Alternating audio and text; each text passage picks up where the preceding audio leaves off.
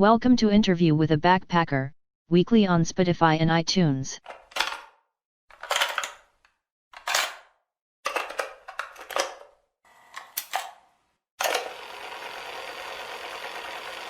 Welcome to the 5th episode of Interview with a Backpacker, the podcast for every lonely soul searching for some love. Every week I'm going to interview another backpacker I met while I'm traveling. Today's guest knows a lot about art and guns. Welcome, Séverine. Hey! So I'm Severine, I'm coming from France and I'm 38 years old soon. I'm actually traveling for a bit more than 1.5 years now. 1.5 years.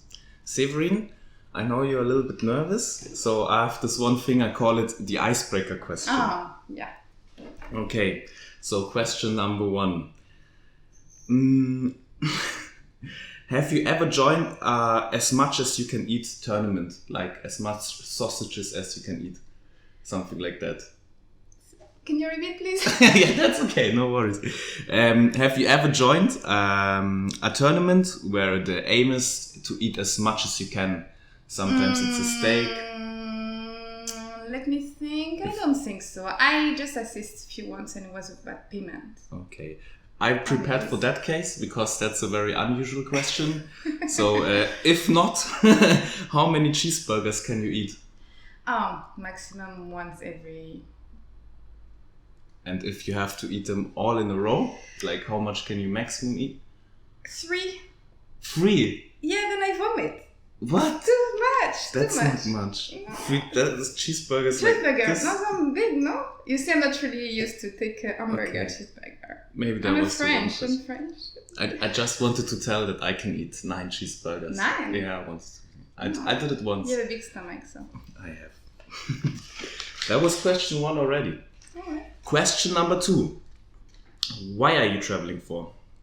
Is there something you're aiming for? Is there something you're searching?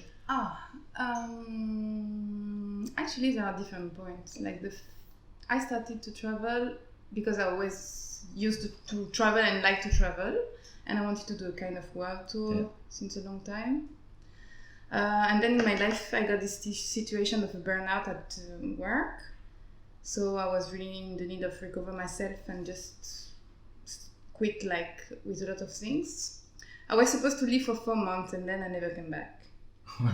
Yeah, I changed all my life. So this was the first point. And then through all this trip, I small by small discovered some of the point, like getting back to who I used to be.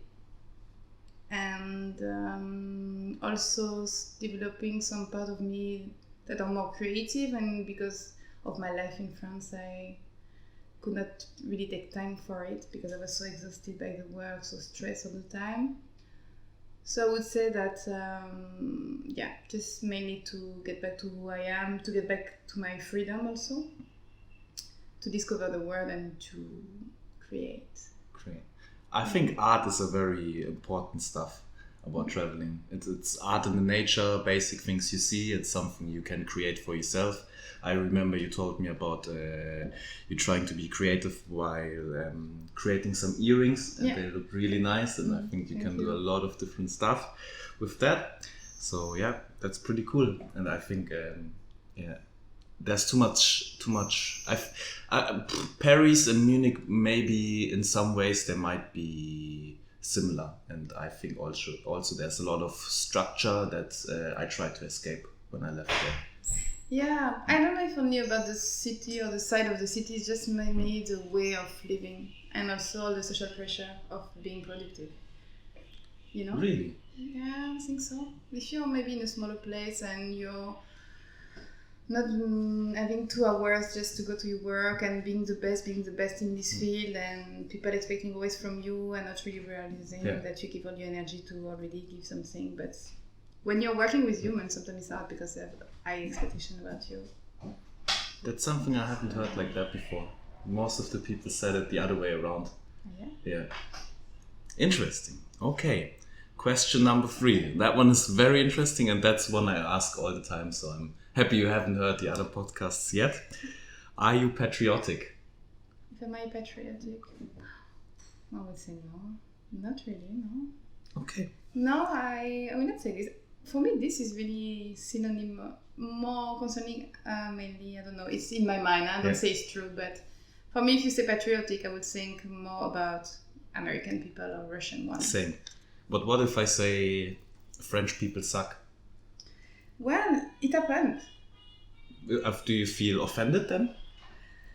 I would say that, but it's the same if you say Chinese suck. I would say that, it can happen, and I can understand maybe through your experience is what you felt, because that's your reality. But let's be a bit educated and just try to go a bit farther than this. So maybe it's what you feel, but probably you didn't meet everybody and you didn't get all the experiences. So let's try to be still open-minded, So you still try to think clear and see, this person maybe doesn't have the experience with the people, or he's maybe judging too fast. Yeah, or maybe, that's his own reality because it's what he experienced. So I would think, maybe it's a generality and you're judging fast, but I can in a way understand why you have this position. But I would like to let him open his eyes and let him try to, I will not point to him that maybe he should try to think in a different way, I feel, But I can understand we sometimes are have also prejudice. It's about the human way of thinking also, To be honest, I thought French persons say more they are patriotic. Yeah? Yeah. That's really surprising for me. Is it? No. Yes, it is. Okay. Surprising brings me to the next question. You see, I'm already starting with words and building because the next question is very surprising for you, I'm pretty sure. What's the weirdest smell you ever smelled? The weirdest smell. It's true, I was not expecting this question, No. but let me think. You have some time. The weirdest smell. It doesn't mean the most disgusting, yeah? You can pick a most disgusting one, but whatever comes in your mind. But the weirdest. For me, for example, there's these bugs. I don't know, these small bugs. It's an insect, and sometimes in Germany they crawled around my body, and I just wanted to get rid of it, and I pushed it away, and it really starts stinking. I know So that's maybe for me one of the weirdest smells I ever had.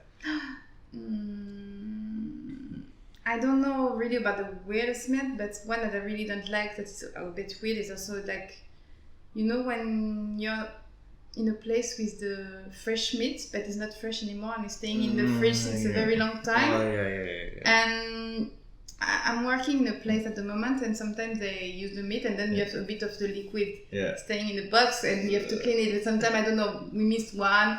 And for example, and then you open it, it's a bit moldy with the smell of strong animal. I know exactly what you mean.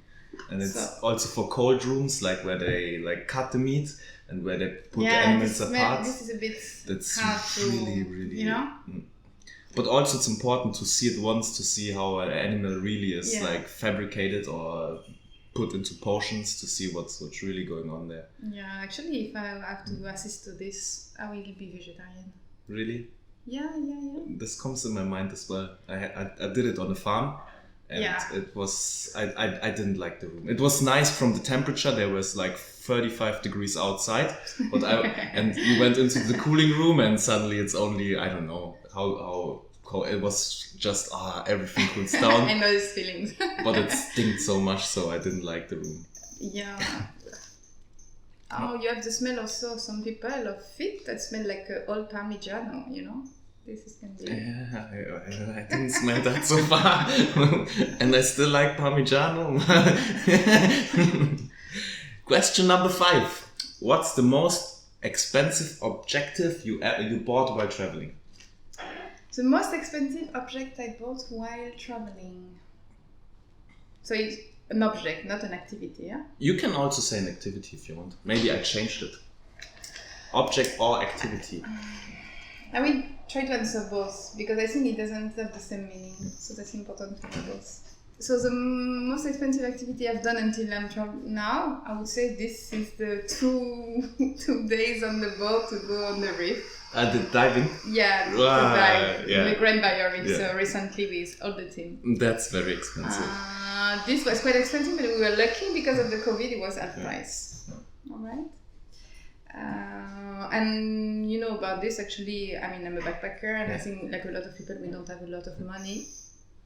And I work, but I consider that because I work, I also deserve to do a gift to True. me. So that's why I thought it was expensive, but I consider it was fair to do it. And it's just once in my life. Yeah, I think that's something you have to do anyways. Like Yeah. that's something you want to explore the environment. You probably never have the chance to see it again. Yeah, exactly. But it's also because some people just feel really guilty if they waste it. I mean, it's not waste actually, that's a good lapsus, but it's just if they use this money for this. This is also part of my traveling. Yeah. I'm not here just to survive by working in a restaurant.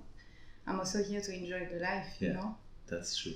So, yeah, it will be this activity. Otherwise, about object actually, I think...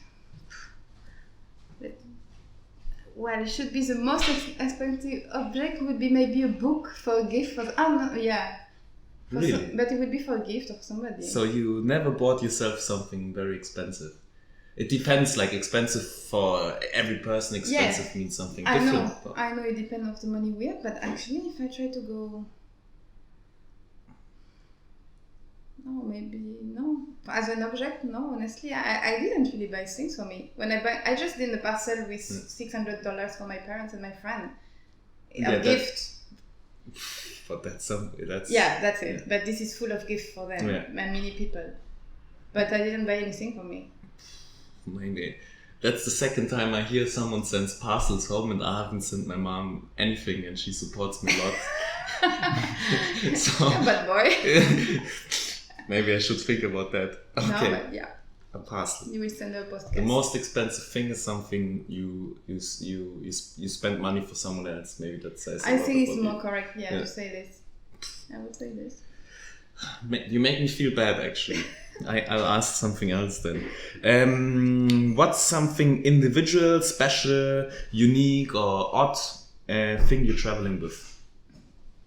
Special? I have to confess that I have something really not common with what I'm traveling. It's not a sex toy. So let me answer this question. So the most strange or not common things? Could be strange, could be special, could be weird. Something really unique. special. I'm traveling with 20 kilograms of concrete. What? You see? Why is that? It's like a block or what? No, I'm with this kind of package of concrete, fast dry concrete. Yeah. I'm traveling with this. Not since 1.5 years, but since last March. But why would you do that too? Why? Because that's the point. I'm a jewelry creator, and my new idea was to learn how to do concrete jewelry. Yeah. So when I was in Sydney, I went to a workshop. Yeah. And it was amazing. So before the lockdown, I tried to get some, trying to manage at home. Yeah. Sure, it never goes the same way that in the workshop. But so I didn't use that much. But then I said to Philippe, please. We moved to the Queensland. Yeah. So with the car and the big box. So we have place to put it in the big box. So we decided, and he pushed me also, just take it. And then you can do jewelry on the way. So I still have almost a bit less than 20 kilograms, and they are in the hostel now, in the box, in the storage room, and soon they will be on the top of the car again. Have you ever thought about buying maybe a little smaller pack of concrete? Is that possible? Or?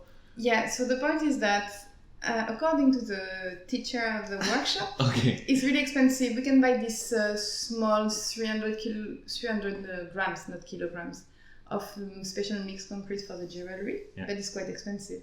It's maybe $30 or $40 for 300 grams, while in the concrete company of Australia, it's like $20 or $11 or 20 kilograms. Yeah, okay. It's not the same mix, but then you can manage, you know. Okay, that makes more sense.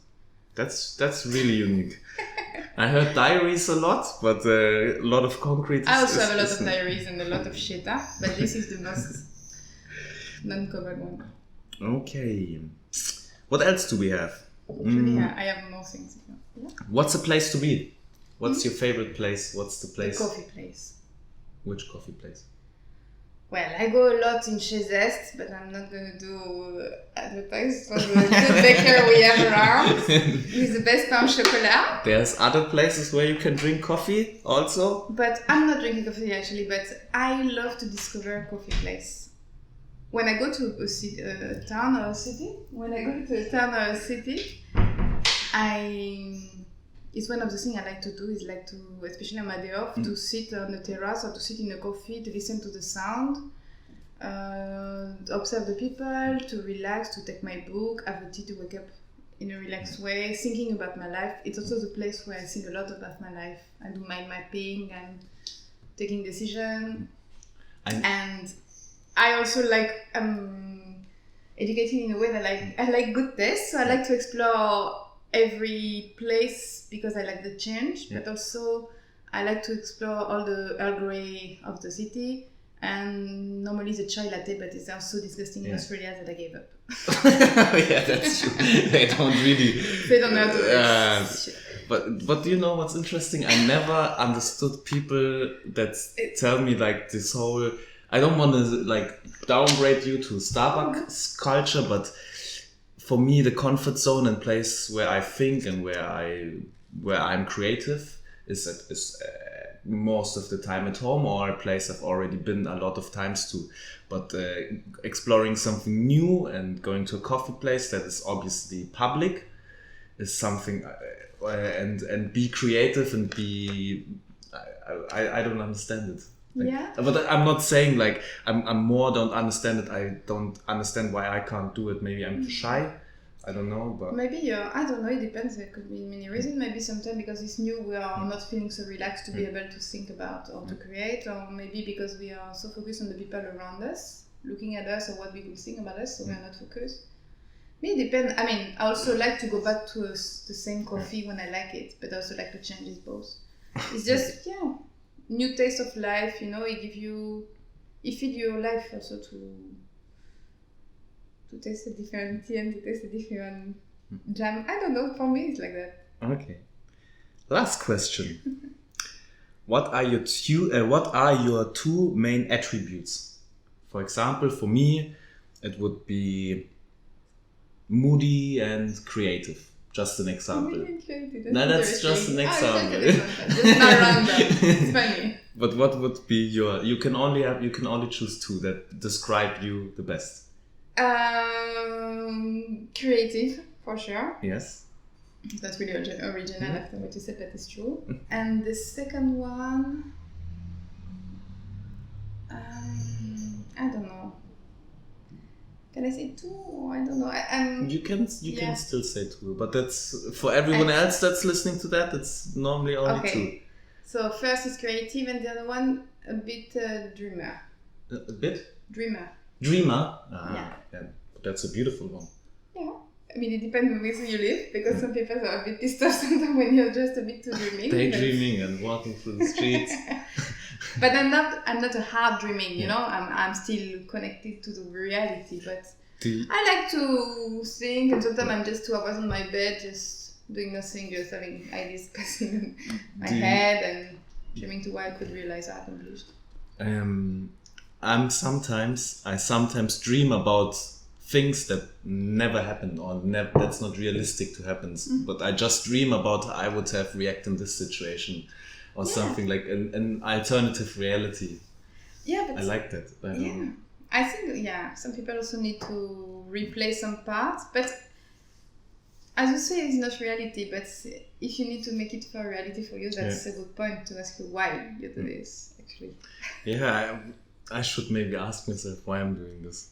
To feel better. But I think a lot of people do that actually, especially sensitive people, or when you have not, you don't are not satisfied with the way you have been in a situation or the thing you accomplished, and you repassed all the story in your head. Did I do this? And what if I would have taken this position?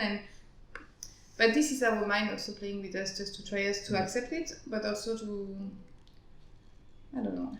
There's actually, as you say it, there's some studies about what random thoughts we have. And now I remember it. I don't know where in my brain I started, but now there is it. And it's the studies about what do people think in certain moments. So they had like, they all got an app, and this app gives like random signals a day, and at that random signal they have to tell what they have to write down what they think about at the moment. And what was the kind of result? I didn't read so far. Remember. I'm not a good But it's reader. interesting, I think. Yeah, it's pretty cool. Also depending of your profile, are you a very anxious person, or you more dreamer, or more, you know? I think To be absolutely honest, I think most of the people think about sex. yeah. Like when I was young and I grew up, lots of people told me like men think like. Yeah, but it's men and young men. There is a dick instead of the brain, you know? You knew. Yeah, maybe that was. I'm daydreaming while I'm talking to you. Okay, Severin, I have 5 quick words for Severin now. Okay. That's the last thing. You have to be very quick. Okay. First one, black. The universe. Movie. Coen Brothers? Love. Love or love? Yeah, that's the last time it happened as well. Like love someone else, not love. Not To love. Ha ha ha. That's not like loving. Felipe. Country. Italy? City. Sydney. Okay, that's it. I'm surprised. I'm surprised to say Sydney anyway. Yeah. Well, guys, thanks for joining today's second last episode with Séverine. Thank you so much, Séverine. I hope you enjoyed it as well. And I was really happy to share this with you. I like this podcast thing. It's nice learning with someone else. Yeah, me too. It's really sweet to do that. Yeah, I hope we have a movie night soon. Follow me on Instagram. It's DYSN49 to stay tuned and also see how the person I'm talking to looks like. Or the artwork about the person, if you can call it art. Check out my website to also see my German podcast and all the other stuff I'm doing about cinematics. And well, hope this wasn't the last episode for this season. And hear you guys next time. Au revoir. Au revoir.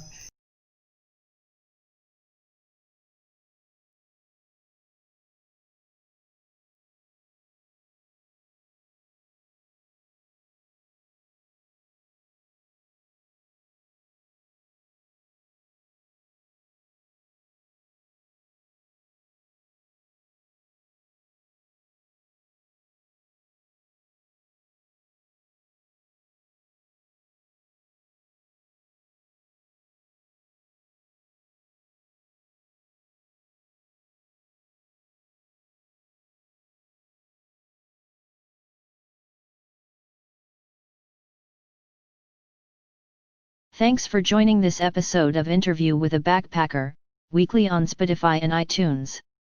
Subscribe to stay tuned. Stay tuned in general, bro.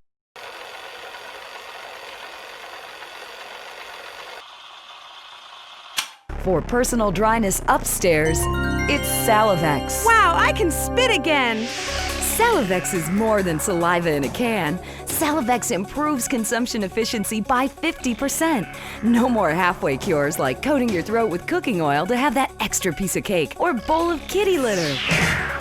After a night out, my tongue tasted like carpet. It was embarrassing. Now with Salivex, I can eat a whole box of crackers or lick my life partner's stamp collection all night. It's like having a salivation army in my mouth. Now I can suck a lollipop for as long as I want. Salivex tastes like your own saliva. That's because at Salivex's state-of-the-art production facilities, we use salivation philanthropists who make Salivex all day.